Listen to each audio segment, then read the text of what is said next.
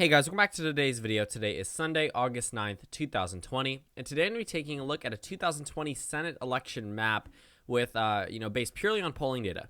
So we're going to be filling this in with all of the states that currently have data, and then for the states that don't have any polling data, I'm actually just going to characterize them how I expect the state to go. I don't think there's any notable or competitive races that don't have any data. Obviously, most of them do have some type of poll, at least, maybe not recently, but at least some of them do have a little bit of data. For some of these states, they have just been neglected by polling firms, and for good reason. I mean, it's a safe state, no reason to waste money, especially in states such as Arkansas, where there's not even a Democratic contender. There's no real reason as to why that state should be contested. So looking at the overall map, we're starting off with 35 Senate seats. Normally, it's around 33, 34. There's an additional seat in Georgia and Arizona.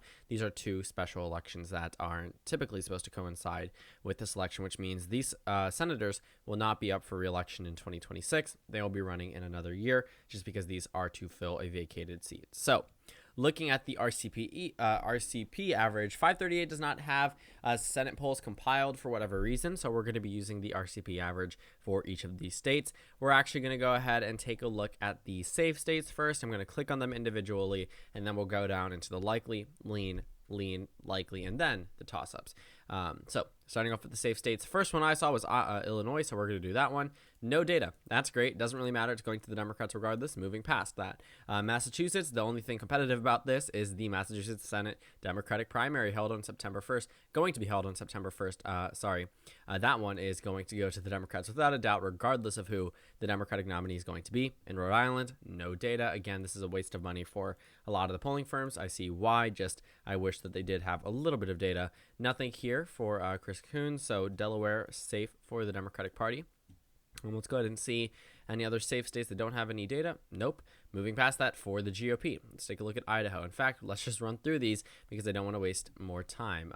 Idaho, Wyoming, South Dakota, there's no data, so that's great. Nebraska, I expected there to be at least one poll for Ben Sass. Oklahoma, doesn't look like. Snowball Guy. Arkansas, no data there as well. Louisiana, it doesn't look like there's any data, even though it's an open primary. So every single one of those races are safe for the GOP. Moving past it, let's go ahead and take a look at West Virginia. There is no data here, but Shelley Moore Capital will definitely be winning that race, and that one goes to the GOP. So that's it for safe states for the Republicans. Now we can focus on the likely states for the Republicans and likely states for the Democrats. So we'll start off with New Jersey, Oregon, and Virginia. So in New Jersey, Booker is ahead by 23%, and that's safe. That's no longer a likely state by any stretch of the imagination. In Oregon, there's no data there. I'm going to actually characterize that as safe. I don't think it's likely. And Virginia, I definitely could see going into the safe column as well. Don't see it being super competitive for the GOP whatsoever. Looking at the likely Republican states. So we actually have a pickup for the Republicans here against the Democrats in Alabama. We'll see what the numbers suggest here. Yeah, it is a likely margin. It's an 8-point margin of victory for Tommy Tuberville. So we'll characterize Alabama as a likely state. In Alaska, Dan Sullivan only leads by 5%. So this is actually a lean state, according to my characterizations. Kansas does not have any data. Actually, it does. Roger Marshall leads Barbara Boyer by 1%, so this is still a lean characterization. I don't know why they don't have it updated on the RCP map. Maybe that's just because they were expecting Chris Kobach to be the nominee, but that is still a close race. In Kentucky, Mitch McConnell leads here by 5%, so that's a lean characterization for the GOP. In Mississippi, Cindy Hyde-Smith leads by 10%. That actually makes sense. That was actually higher than her 2018 special election win. She won by 7.8%. And then in the state of Tennessee, it looks like regardless of who the GOP, I think we actually know who the GOP nominee is, unless no candidate got outright. I didn't look at the Tennessee results because they were held on a Thursday, so I was going to boycott the results just because I didn't want to see them, because why would you hold an election on a Thursday? There's a New York Times article about it, but I didn't read it. We'll see what happens here. We'll get back to this one, but maybe because they're in the South, they have a runoff system. So we probably don't know who it is yet just because it hasn't been updated here. So let's move past Tennessee. It's an open seat. It's going to the GOP regardless. There isn't too much to worry about for Republicans or Democrats in that state. They really don't need to be fielding any top candidates. And actually, I know the Democratic primary there ended up with a very unfortunate situation. So Bill Hagerty actually won there. He got 50.8% of the vote. So let's go ahead and that characterization doesn't change. But there was a Democratic candidate who actually went from fundraising $0 compared to $2.1 million against her opponent, and then she ended up winning that Senate primary. But I don't expect the race to be close by any means. It doesn't matter who the nominee was going to be.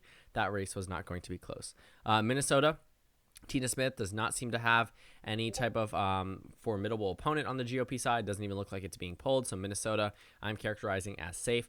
This is from the lean Dem characterization, but I honestly think all of these races are safe. If we look at New Hampshire, this is considered safe as well by the most recent data here. So that's above a 15-point margin. We look at New Mexico.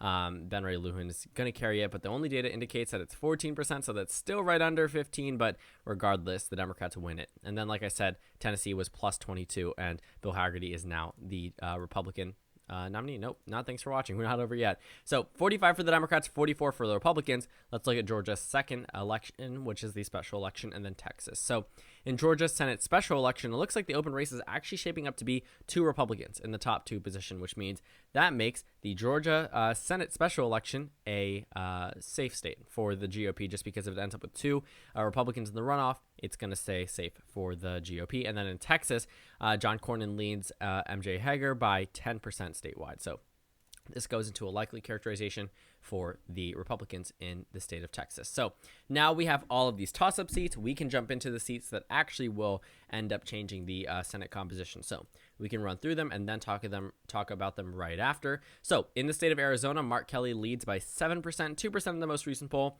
Not buying that. A 7-point lead seems more likely for the Democrats in the state of Arizona. As we move over to Colorado, there's no data here, but Hickenlooper absolutely beating Cory Gardner. I'm going to use my characterization, which is a likely state for the Democrats in Colorado. In the state of Georgia, the Senate election shows David Perdue with a 4-point lead over Jon Ossoff. If you know who that is, if you don't know who that is, he ran for the House back in 2017 in a special election in the 6th District, Atlanta suburbs. One of the most expensive House races in history. I think the most expensive House race in history, or a special election in history. Jon Ossoff ended up losing, but it looks like he's actually in for a possibility of becoming a senator by the end of November. Then we look at Iowa. Joni Ernst is actually losing to Teresa Greenfield by 0.3%. That's pretty surprising. So that's a flip for the Democrats, along with Arizona and Colorado. Alabama is a flip for the from the Democrats to the Republicans. In Maine, Sarah Gideon has been leading by 4% in a lot of these polls for whatever reason, so that's pretty consistent. The number seems to be staying the same throughout the entire campaign season. In Montana, Steve Daines actually leads Steve Bullock now by 2% on average, so this is a little bit of a shift in favor of the Republican Party, though Steve Daines is the incumbent. This is going to be a super close race. Looks like he's leading by 6 in the most recent poll, and then Steve Bullock led by 2 in the one prior, overall averaging 2, Daines ahead by 2%. In Michigan, Gary Peters leads John James here by 8%, so that's a likely characterization. Michigan Senate is not a toss-up. In North Carolina Senate election, Cal Cunningham actually leads by 9.5%. So you can see this huge jump for Cal Cunningham, pretty significant. Tom Tillis, the incumbent, isn't even at 40% yet. So this state goes into the likely Democratic column, which puts them automatically at the majority, even without a Joe Biden presidency. And then in South Carolina, the most recent Quinnipiac poll shows it as a tie, but the overall average is Lindsey Graham plus 8%. So that goes into the likely characterization for the GOP. Let's talk about this map really briefly. The Democrats have locked down a number of previously competitive Senate races in the past: Minnesota, Virginia, New Hampshire. These were all competitive, or at least somewhat competitive, in 2014 when these seats were last up. Not Minnesota, but Minnesota, because Tina Smith was running for her first term, but she was not the incumbent then. Mark Warner was the one running in Virginia, and Jeanne Shaheen was also the one running in New Hampshire in 2014. So Tina Smith was lieutenant governor at the time, I believe, or maybe Tim Walz wasn't in then, because actually no, so she probably wasn't. Whatever. I guess she was, because she had to run the same time that Tim Walz. This is so weird. I cannot believe I'm forgetting it, because I know I covered his race. Whatever. 99% sure he won re-election, but then again, he could have just been taking over for a Democrat and it wasn't a crossover. Someone tell me in the comments, though. Please correct me, because I do want to know. I'll probably Google it right after this, but let me know anyway. But regardless, these states are all safe for the Democrats, so there's nothing to worry about for that for those states. In Colorado and Arizona, these are 2 states that should be super competitive, if not Republican-leaning, just because they have Republican incumbents, and they're also, or at least used to be, swing states. The Democrats are now the clear favorite to win these races, along with Michigan, New Mexico, and North Carolina, all competitive states states in the past. Now it looks like there are likely characterizations based off the data that we have. And it looks like the only state that I would say is not actually likely maybe is North Carolina. But at this point, Cal Cunningham's lead is trouncing Tom Tillis statewide pretty significantly, nearly 10%. And then Maine is pretty significant because Susan Collins to be super popular. Now she's not. Looks like she's going to lose this Senate race. And then Iowa, Joni Ernst, who came in 2014, looks like she's on her way out based off the data that we have. For the Republicans, they have a little bit of a silver lining. They flipped Alabama. They retain Montana based off this map. They retain 2 seats in Georgia, and Mitch McConnell holds out, and Dan Sullivan holds out, and then Roger Marshall wins the state of Kansas, so that state is no longer competitive. Texas isn't as close as it was 2 years ago, so they do have a little bit victories, very small victories in these states, but overall, party composition ends up with the Democrats in the favorite at 51-49, which means they would have the majority even if Joe Biden loses the election.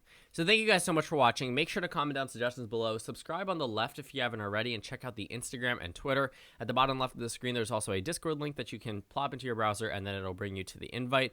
On your screen, there's a video that you can watch, and then a playlist for my 2020 Senate election videos. You can watch all of those since 2020 began. Again, thank you guys so much for watching, and I will see you all tomorrow.